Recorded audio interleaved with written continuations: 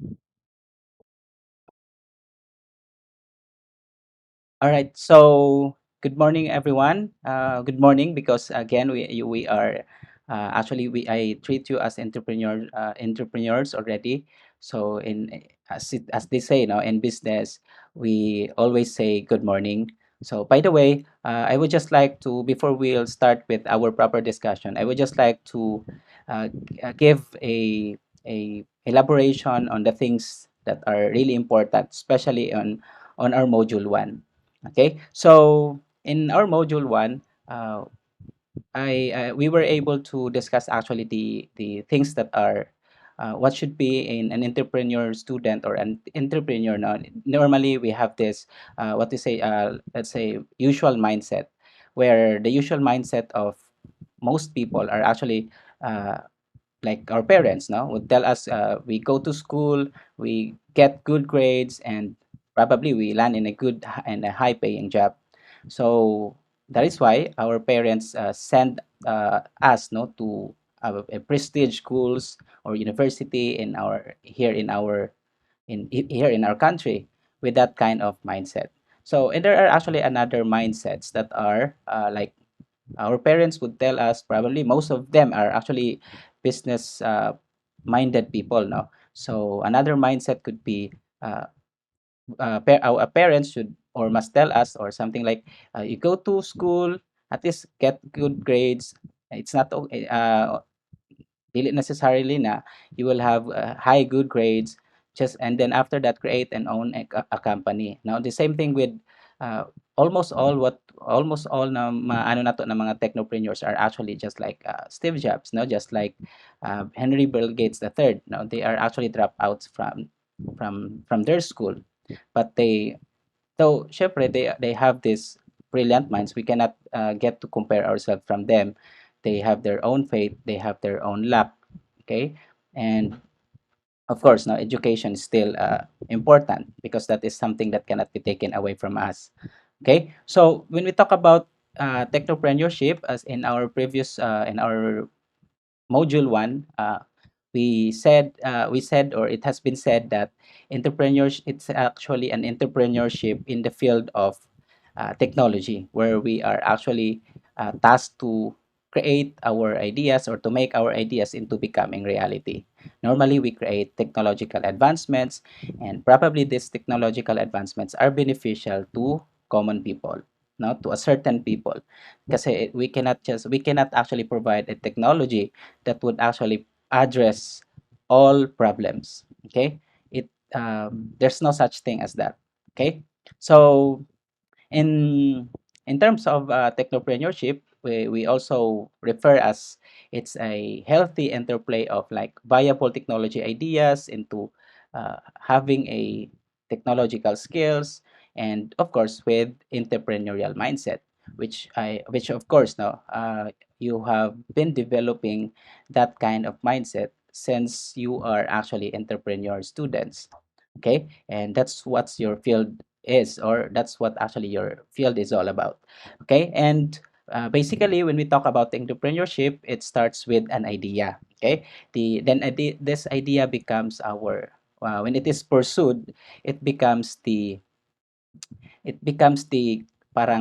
we have this capacity to transform that idea into viable technology, which is, again, as I've said, it must be a beneficial technology to common people or to a certain people. Okay. So did you know that when talk about entrepreneur, it's actually, or it comes actually from a French word, which means being accountable for, or it means being responsible for, or it actually means being in charge of. As such that being an entrepreneur student, it's not always about owning a business. It's entrepreneurship means it's not about taking risk. It's not about di ba, when when I had that in my PowerPoint presentation, I have taken an example there, uh, that you are not the Superman. We are the Justice League, or we are the what they call this one, because it's supposed to be a teamwork, and then we should you should work together to achieve a certain or a specific goal. And then another one is entrepreneurship is not about using gut feelings, and it's actually a mindset, and it should start within ourselves. So it's a mindset that is going to like taking accountable for or responsible for or in charge of what no in charge of anything. Okay, so an entrepreneurial mind is actually an in charge of, an accountable for, or and responsible for self, environment, and enterprise. That is why in our previous discussions, like in our module 1, it's all about yourselves. Now it's about the development of yourselves. It's about I know for sure now you have known yourself better, but you will know yourself more and more if you consciously, and I mean if you have these things, no, like knowing your adversity quotient, knowing your IQ, knowing your EQ, no, your emotional quotient.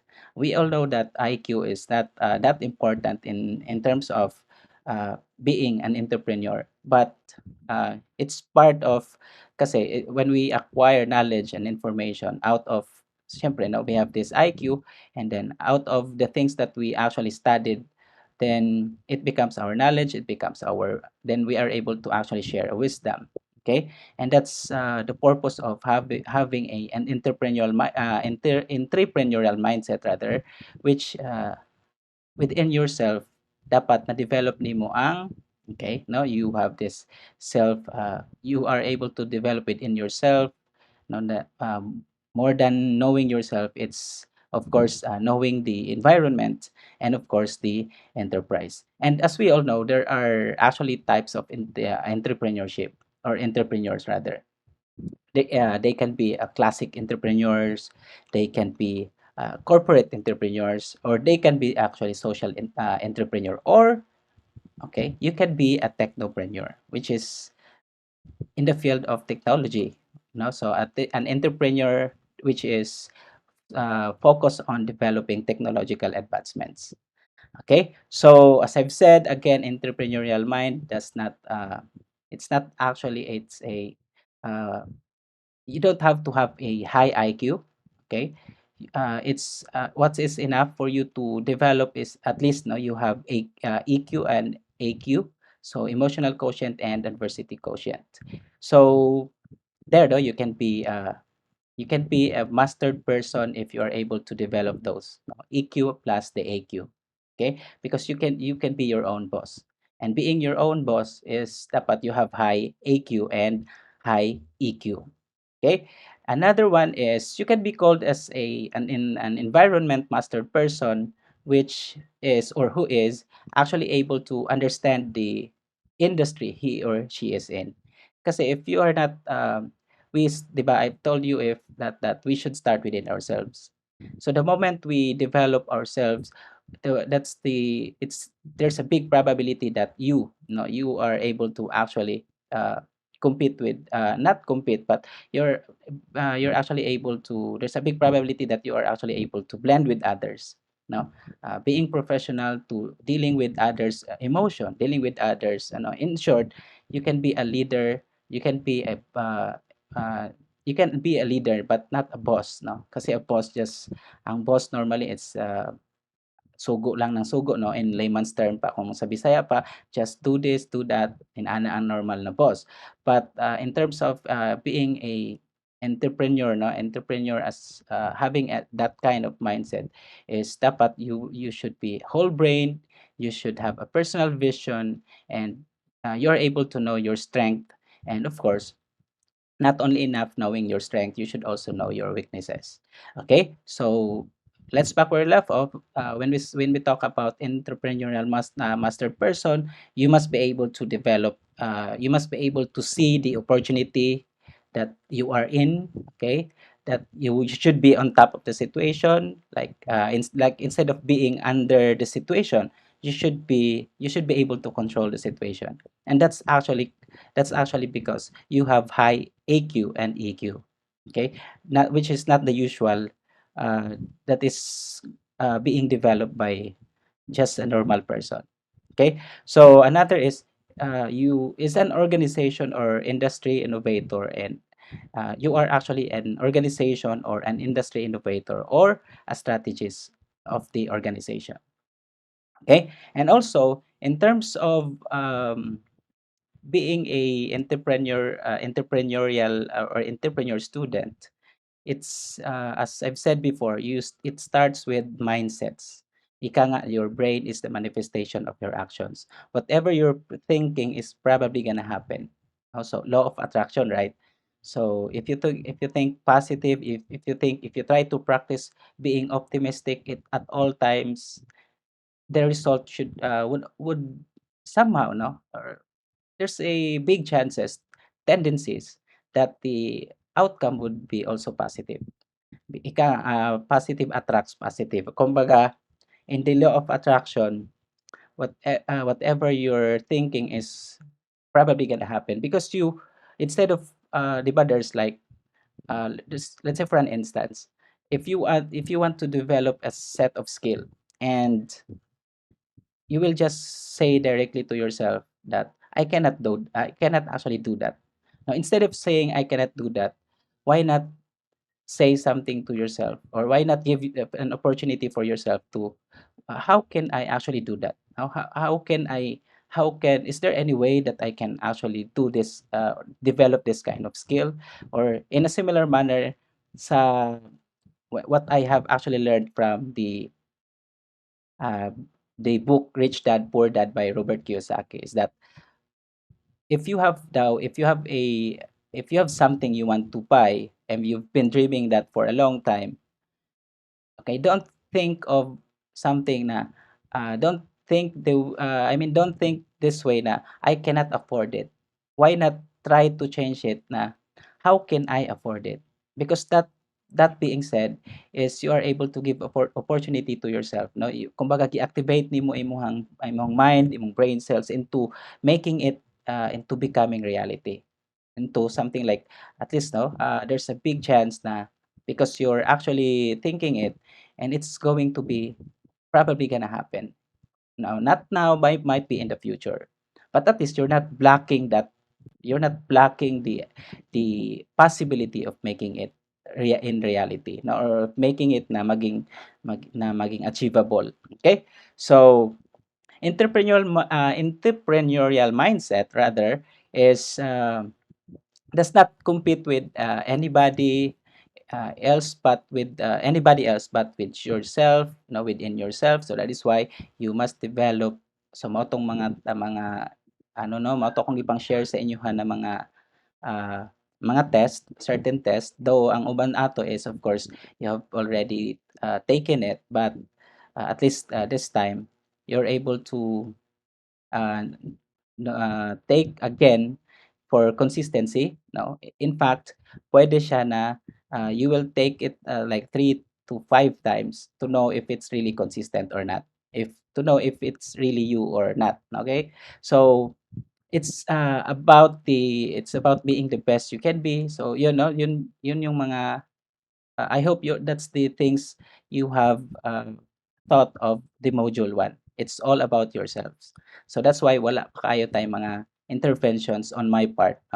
So what I can give to you is actually the practical way of how to really come up with an idea. No, how to really come up with an idea into and make it into at least plausible and at least viable or something like defendable solution.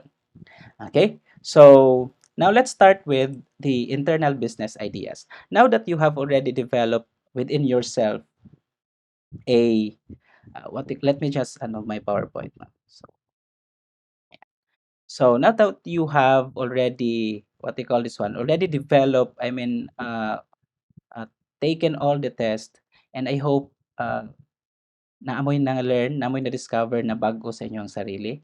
Okay, if there is or there are, so I hope you are able to inculcate it, so you're able to internalize it, so that in a way, if not just like the law of attraction, no, when I actually read the book, the very first time, I mean, the very first time I actually read the book, after reading that book, I actually told myself that uh, how can I actually possibly apply it?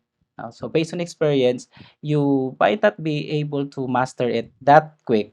No, that very time after reading that book, but every time there's this parang scenario, every time there's this incident, you are actually informed that, oh, okay, so based on what I actually read, I should do this instead of reacting like this, no? Mura gud ka ng in Bisaya pa, no, sa layman's term, kanang if sa mga sakay diri og mga jeep, no, naga-commute, okay? Na instances na maglingkod ka sa jeep and then matamakan imuhang shoes, no? And we are really particular to our shoes kasi personally ako ginaalagaan ako akong mga shoes, and someone is going to step on my shoes, medyo dati is medyo irritating, okay? So however, after reading the book, no, after reading that law of attraction book, it's the mind the it has changed a lot, no? It has changed, parang it changed me a lot kasi with that I was always informed that instead of maging irritate, maging ma-piss off ka, instead of taking the negative side, why not do this and why not take the positive side, no? So kumbaga, let's just appreciate the things that we have rather than the things that we don't have. Kumbaga inana ang ginatudlo ni law of attraction. Okay? Kasi I've read a book where they told that money is just a concept.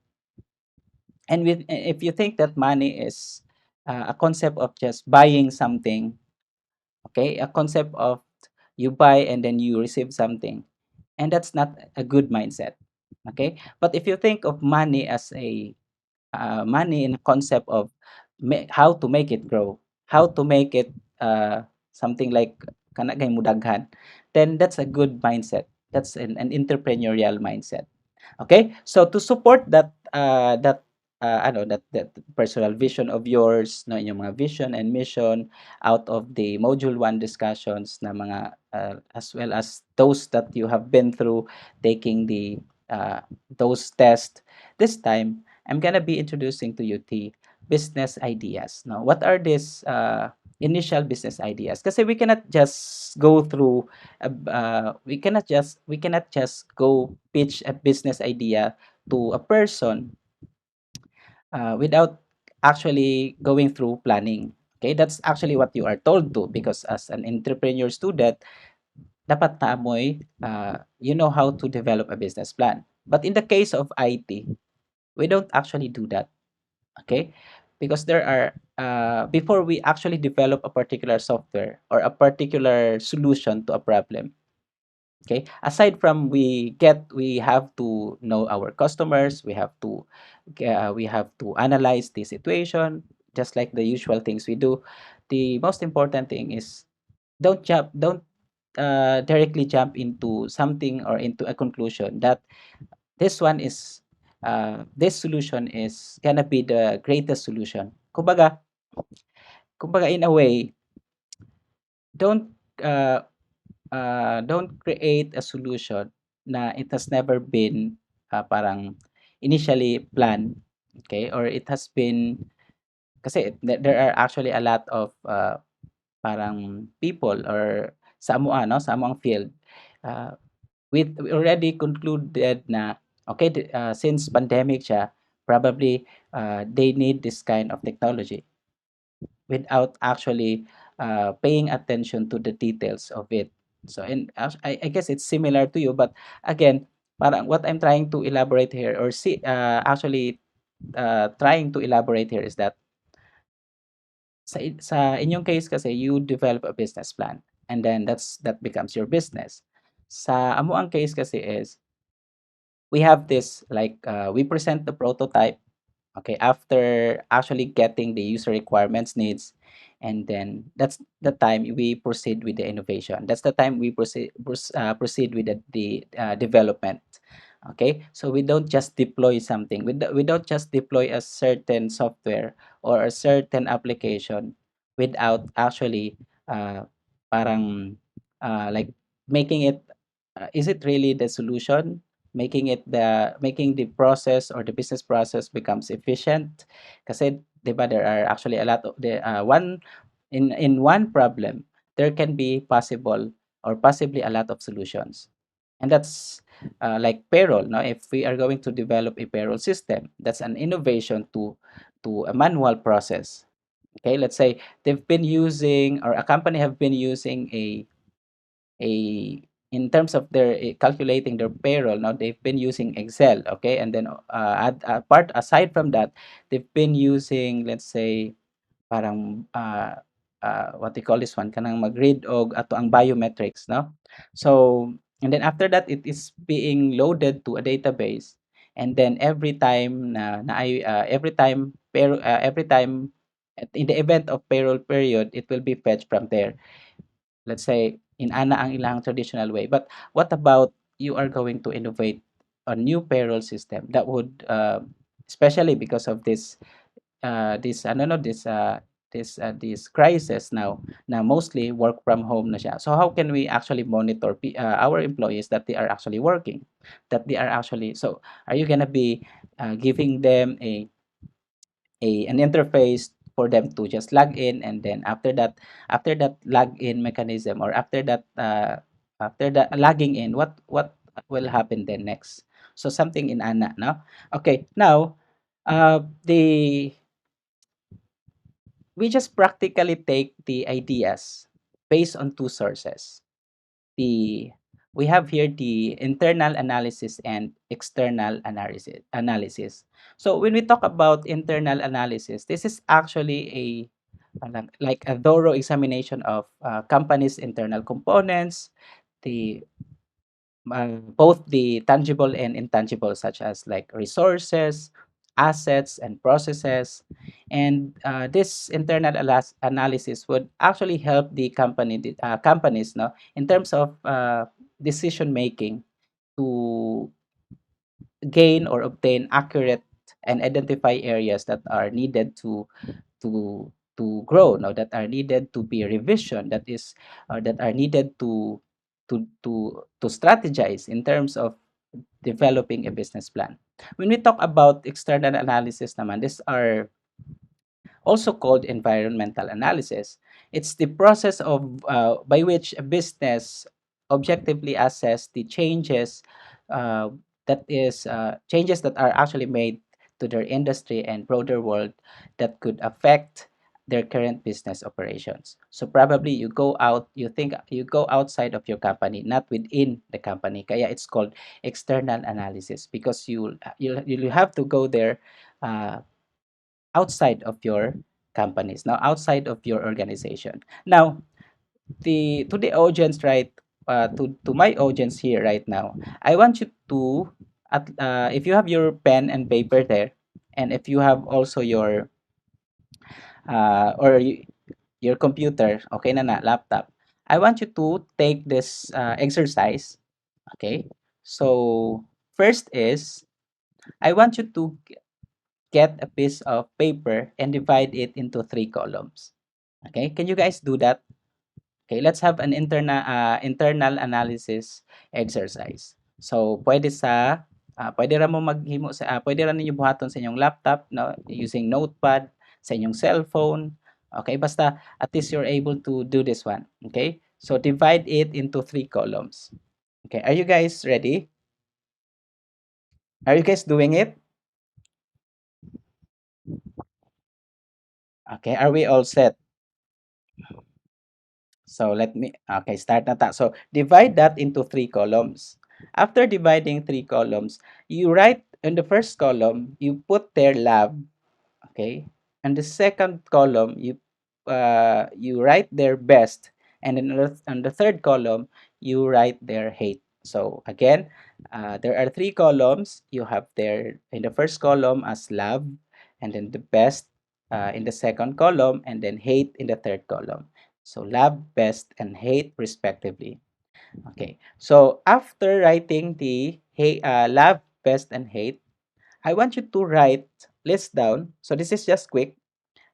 Whatever pops out now from your mind, you don't have to think thoroughly. Okay. So on the first column, list down what you love to do most, as many as you can. Okay? So if walay masulat, don't force. But that this is just an exercise that I guess no, if ever you will follow, we are able to come up with what we really love and what we really like. Okay, at the end of this exercise. So again, right there, I'm gonna give you mga few seconds lang to write what you love to do the most. Okay, as many as you can. All right. So, okay, so that's it. You can actually get back to that one later. Now, on the second column, I want you guys to list down, sorry, what you do best as many as you can. So, kanina, what you love to do the most. This time is what you do the best at as many as you can. What you do the best. Okay, of course, the third one is since it's about the hate, if it's about what you hate. So you write what irritates you, what hates you the most, and then as many as you can.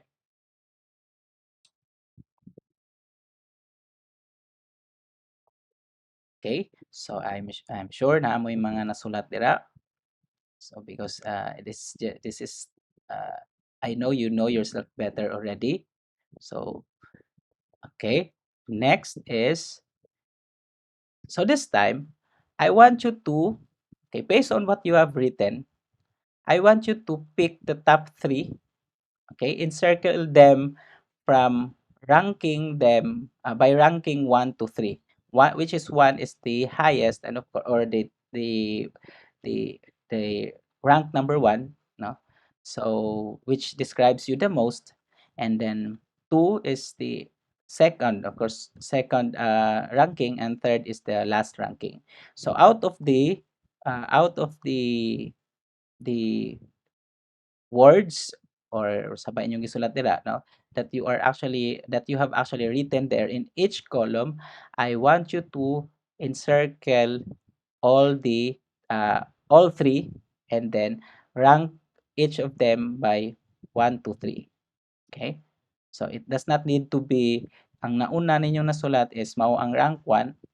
Okay, naiusahay magud inana because that is the first thing that pops out sa ato ang mind. So probably mauna na ang rank number 1 for us. But it may vary or it depends on a particular person, no depende na sa inyo. But if that's the case, then no need to actually no need to worry if that's the case, no, in your case.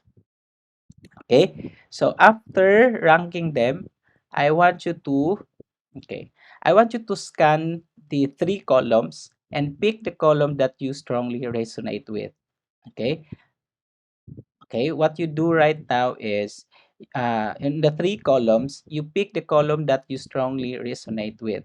So probably among the best, the hate, and the love.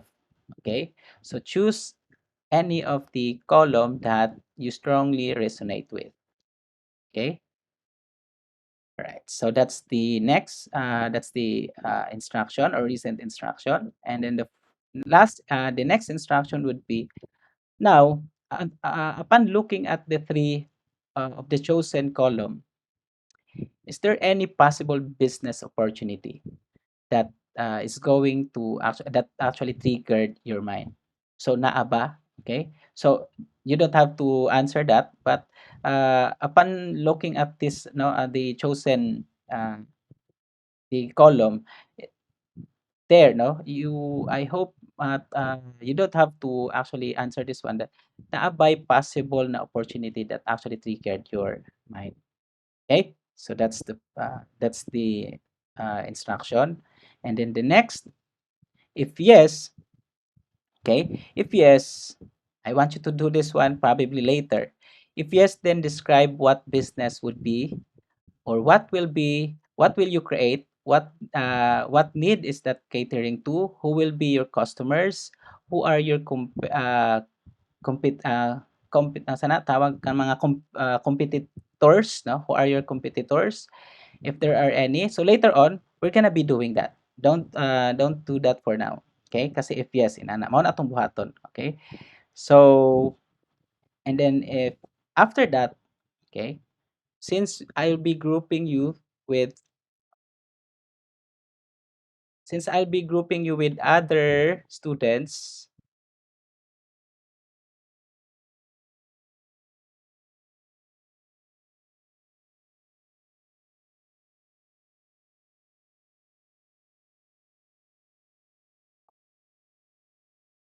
Brown out siya, my goodness.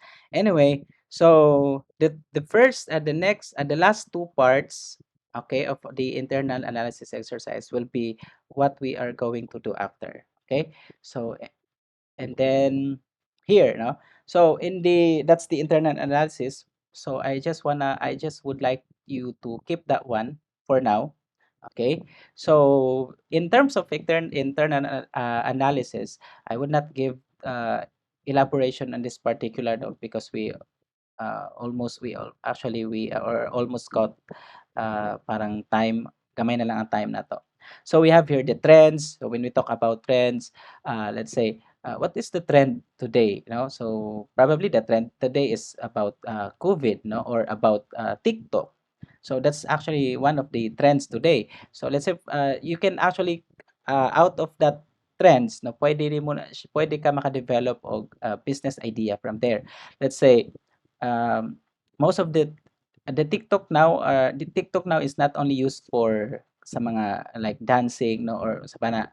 I haven't tried, but mauna ako makita sa Facebook, but there are actually people who are using TikTok for giving information, no, like katong mga doktor na naga-share sa ilang knowledge, katong mga English pronunciation, no, di ba they are actually making money out of it because of that particular trend, and they know that they have customers. Okay, so that's one way of getting actually it's getting idea out from trends or out of a trends. Next is crisis.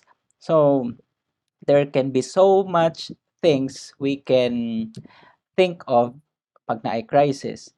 Okay, so like in the situations that we are actually in right now, no, COVID, there can be possible parang what they call this one, a puwedeng technological advancements na we can actually propose, no, to the Department of Health or to our government. Okay, so pwede like paraan ng contract tracing, no, they actually did that because of out from a crisis. Kumbaga di man na siya mabuhat ang DQR, no, kanang mga QR code if wala ta ni walay crisis na hitabo karon, no, at current situation or based atong current situation. Okay, so and that's actually technological advancement. Okay, kaya lang syempre it's created by the organization. So basically, if they are not actually making money out of it, so you can actually think of something that you can make money out from out from creating or out of creating a technological application that would benefit people who actually undergo that kind of crisis. Okay, and then experiences, as we all know, experience is the best teacher. So based on your experience as a student, as a like no like ako, no, based on my experience on this, no, na we under sa in terms of sa teaching. So kaning mga online ano sa una sa Philippines, kaning mga online LMS, we were the I guess we parang only tech people are actually using mga learning management system. Not those teachers that are actually uh, like for katong mga sa mga subject na English or subject na mga Filipino, PE or something like that. But out of because of these experiences, no, because of uh, what we have experienced, no, either it's a painful experience, either it's a parang you're whatever experiences that, basta you can actually take uh, parang take what they call this one, it can be a source of your idea. Okay? So what I'm trying to elaborate there is it can be a source of your idea. Basta naka-experience, no? Kumbaga, mostly people who have experience on sa machinery, no? People have experience in sports. So pwede sila because they are experienced to that particular field, so they can actually take a business idea out of it. Okay, or they can actually come up with a business idea out from that one. Okay, and then observation, this is also one of the things na pwede nato buhaton or pwede ta maka-come up og mga ideas by observing. Kasi observation is one of the most, no, kanang calm ano lang, ah, idea generation. Kasi you just get to observe the your environment, the situation. Yeah. Convergence, no, like union, this is actually out of kanang union or out of kanang integrating mga components. Patterns, okay? So, what's with the patterns kung naay mga ala it happens and it happens again and again. So why not, no? Why not parang why not I develop something that would actually solve that kind of problems kasi it has been existing over and over again, or kumbaga it has been happening over and over again. And then serendipity walk. Okay, ang serendipity walk, sometimes it's can be referred as walk like a zombie. So ika nga iko nila, when you do serendipity walk, you can, it's like walk, you just walk and no, parang murag you don't think of, kasi normally kita, no, kung we take steps left and right yun na. Okay, left right. But it's we're not actually conscious of kanang mo ano ta atong steps either left and right. So when we talk about serendipity walk, it's like walking like a zombie without thinking that much, no? Parang magsige lang kag lakaw-lakaw, mag-ano lang ka, ato ka sa mga places na kung asa comfortable, and then you just walk around, roam around. That's actually serendipity walk, no? So kumbaga whatever happens, it may happen. Okay? So inana, no? So and out of it, pwede ka maka-develop or maka-generate og business idea. Okay? Okay, so, all right. And then another is dreaming, no? Kanang magdamgo ka, natulog ka. Okay? And then if possible na sa imong damgo naghimo ka gid ani, or you have actually developed something na makatabang sa community, and something na idea na it's really, if maano siya into reality, it would be a good uh, if ma-deploy, then it could actually help our community or our country. So pwede ninyo na siya out of from your dream. Just make sure na pag mata ninyo is, I mean, just make sure na pag after nagdamgo is isulat to ninyo, kasi probably dako ang chances na if imuha siyang, you will wait for parang early in the morning na saka pa nimo i-ano, it would really, you can barely remember it the way exactly you actually dreamed it, no? Kumbaga kung giunsa nimo siya pagdamgo before, medyo dili na nimo siya ma-remember the way on the or details at sa details ato. So mas better kung nadamguhan nimo then nakamata ka, try to write it in your, try to document it. Okay? It depends kung asa nyo i-document, basta try to document it. Okay? I have experienced that in when I have in when I was still in my college days, na may maghimo mig program, and then I don't know a particular code, or I don't know a particular algorithm. So what I did is, the last thing that I'm going to think must be trying to think the what possible solution of that particular problem. And then eventually, since mauto ang last na giano sa akong mind, then there is actually a big chances na, or a big chance na mauto ang gina-work out sa akong mind when I was sleeping. And then every time ako tumununaan, it's really a document na ko na so that I'll be able to implement it in my program. So yeah, it happened. I don't know if it happened to you. Okay, so gwapo sana kung we have face-to-face, no, para we get to share everyone's experiences out of this external analysis or sources. So again, these are some uncommon external sources for creating business ideas. Okay, so let me go through all this. Ang pinaka-importante din yung mahibalaan is kanilang jud.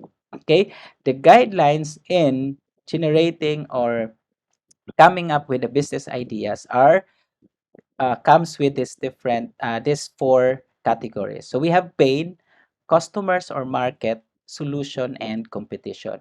So pain is something that would diri mas ma-measure imong empathy, no? Imong pwede sympathy, empathy. Basta that's anything that relates to a situation na ganing looking at it, you really felt pain a lot. Okay? So, pwede na to makita aning sa pictures na let's say they are actually waiting for a vehicle or a car, no? So, unsa kaya ang pwede nato mahatag na solution for this? Okay? With the technology given, kay example lang, wala pa ng mga sige nang ano sa mga car karon ay kana ganing wala man guna diri sa Davao, no? Viber kanang unsa gani? Waze, 'di ba? Ang Waze, wala man naa ba naa ba na diri sa Davao?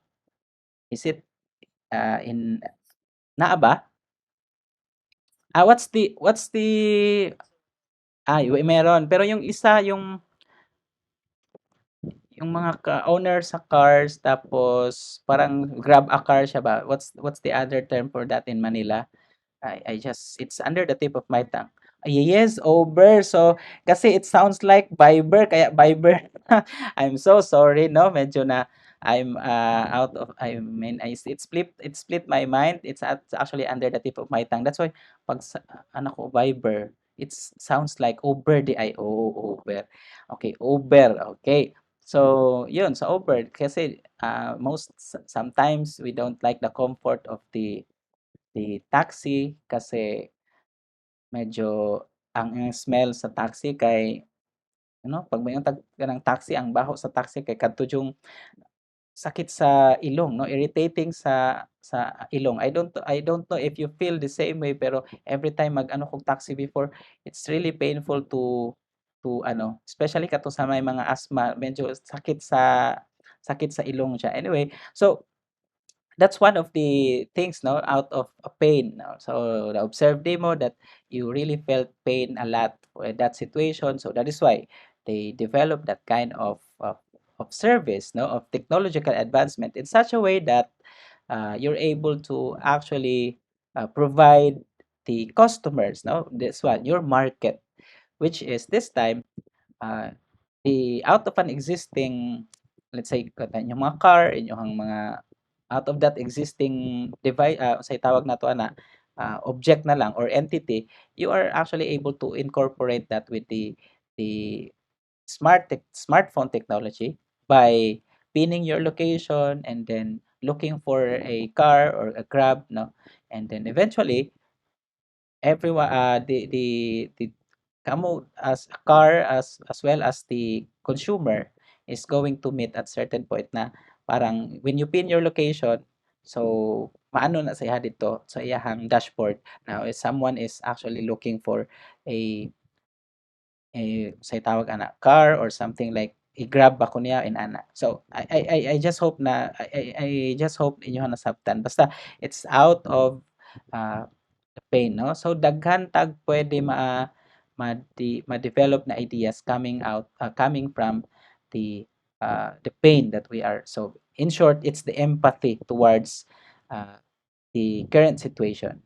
Okay? And then after that, sa customers naman or market, so when we think of pain, the next thing you will think or the next thing you will try to discover is are there customers, are there customers or market if I'm going to develop or if I'm going to solve this particular pain. Now, if I'm going to solve this particular situation where I feel really irritating and piece of every time this situation is going to happen to a certain people. Okay? So naabatay customers or market for that. Okay? And then after knowing or discovering your customers now and your market, then you try to think of the solution. So this time, it's not enough to, syempre, no, what I've said or what I've told you before, na most likely ang successful na techno venture, no, or successful na mga technology application or technology na mga device are actually the work of people na ay background sa engineering, na ay background sa IT, na ay background sa ComSci, na ay background sa IS. Kumbaga, the team development or dynamic should be that way. And of course, ang most important thing is the business, uh, parang the business-minded person, which is mao to siya ang mostly siya ang project manager sa isa ka team. Okay? So dili pwede na all of you are pwede, but it's dili kay siya inana ka ano na mo ano into parang success. Kasi like puro mo IT, puro mo technical. So who will do the market? Who will do this the parang kasi there's 'di ba dati-dati especially IT kami are actually treated as uh, a liability to a company or sa business. Liability in a way that when we deploy this kind of system, naa pa siya yeah, na-efficiency but how about the return of investment? So if I'm going to buy kay kung mayong tag mag-install ta og software dili ba na enough na magpalit lang tag laptop or palit lang tag computer. It has to be powerful computers, no? It has to be computers that really fast compared to the other or if possible supercomputers. So tapos it will actually take mga millions, no? If not millions, ang pinaka ano na is like say 500,000 to millions only for one ano lang one device lang na. So what if you are going to uh, parang buy another one because you want to deploy that to your other branches. So things like that. So there's this or there must this person that would bridge the gap between the tech side and then the business side. And then also, the one thing that you should consider to or you should get to consider is your competition. Kasi if that pain is already it has been solved or kumbaga there's already existing solution to that. Okay? Kumbaga naana kay competitor na na siya ay naka-develop ana. So you could pwede ka mo padayon but think of something na innovation. Okay? Kaya innovation is like telling yourself that it doesn't mean it works, it cannot be updated. Okay? As in feeling nimo, yeah, nanay company na nag-develop ana, okay na siya, working na siya. But pwede nimo to siya pangitaan og other parang pitfalls or drawbacks. Okay, which is by trying to experience that so dito na mo-fall tong dapat maka-experience ka using it.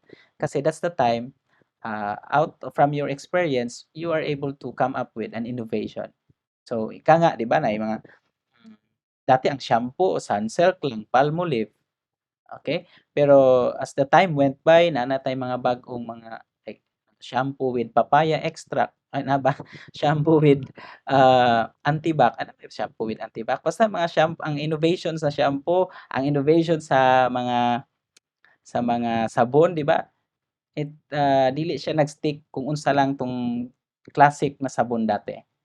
Okay? Na ay kumbaga that's how innovation works. It doesn't mean it is working. It cannot be updated.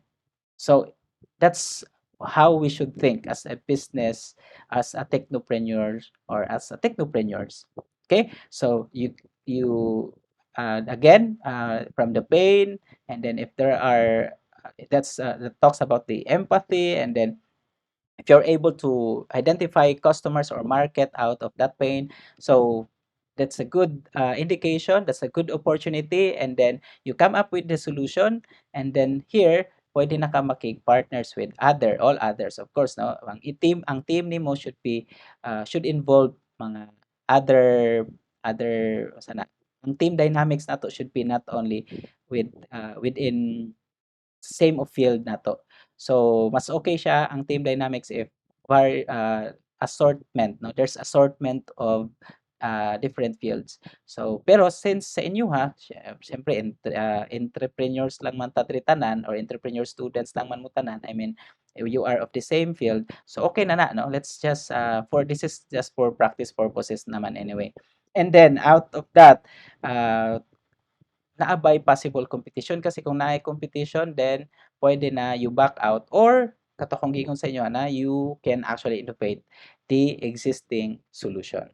Okay? So actually yan, no, in the succeeding slides, it's actually the things parang i-explain lang niya on sa tong pain, customers, and then we have solution.